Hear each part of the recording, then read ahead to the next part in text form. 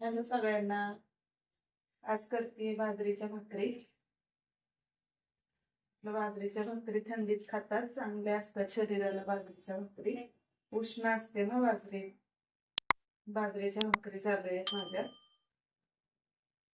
आणि व्हिडिओ करा बाजरीच्या भाकरी चे गुणधर्म सांगावेत. संक्रांत पण येते.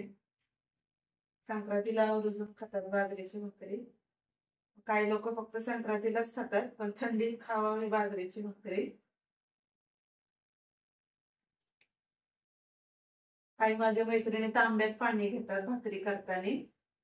तांब्यात पाणी घ्यायचं नाही भाकरी करताना, शास्त्र आहे त्याच्या पाठीमागे. कुकर लावलेला आहे मी इकडे. की तुम्ही काय करता रोजच्या जेवणात, कशाची भाकरी असते कमेंट मध्ये नक्की सांगा. बाजरीच्या भाकरीला तीळ पण लावलं तरी चालतं, असं काय नाही की संक्रांतीला तीळ लावतात. तीळ लावून छान होते. तीळ लावायच्या अगोदर मीठ टाकायचं. बाजरीच्या भाकरीला जे पाणी घेणार आहे त्या पाण्यात मीठ टाकायचं, म्हणजे चव येते भाकरीला.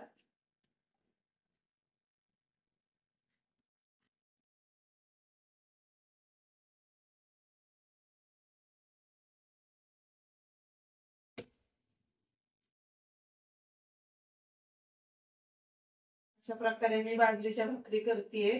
कुकर माझा झालेलाच आहे.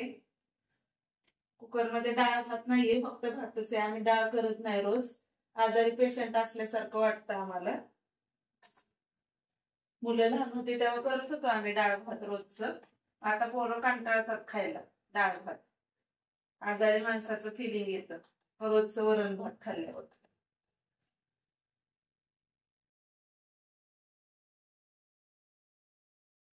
बाजरीची भाकरी छान लागते. भाजी काय ते अजून ठरवलेली नाहीये.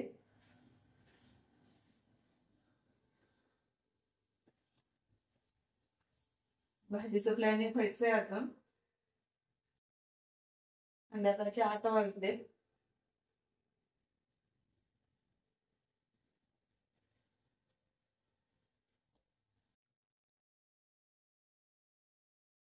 कोण कोण बाजरीची भाकरी मध्ये तांदूळ मिक्स करते, कोण ज्वारी, कोण मिक्स कडधान्याची भाकरी करत. पण आम्ही नाही, आम्ही ओरिजिनल बाजरीची भाकरी करतो. आमच्या शेतातलीच बाजरी. आज आहे आमच्याकडं ही भाजी चाकवताची, आमच्या घरच्या शेतातली. ह्याची रेसिपी मी आता टाकतीच आहे तुम्हाला. आता हिला आपण कापून घेऊया.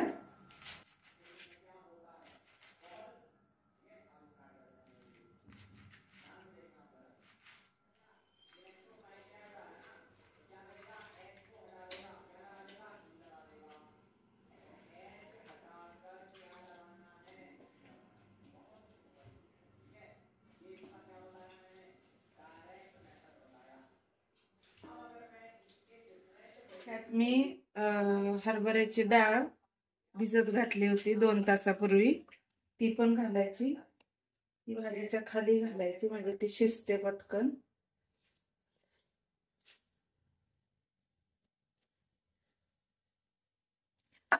थोडे ते शेंगदाणे पण मी घालणार आहे.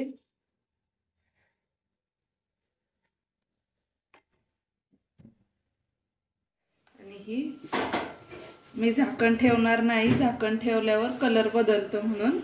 शकता मैत्रिणींनो, मी भाजी शिजवून घेतलेली आहे आणि ती आता फोडणी देतीये.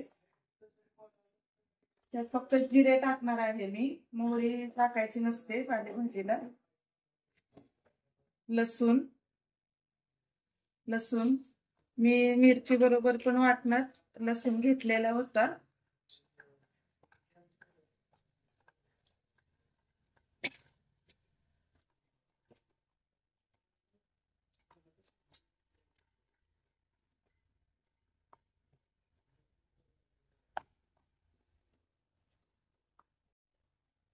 इकडे मी भाजी शिजवून घेतलेली आहे.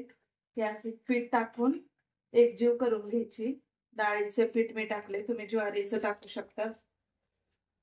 आणि बाजरीचंही कोणी कोणी टाकतं, आम्ही ज्वारीचंच टाकतो.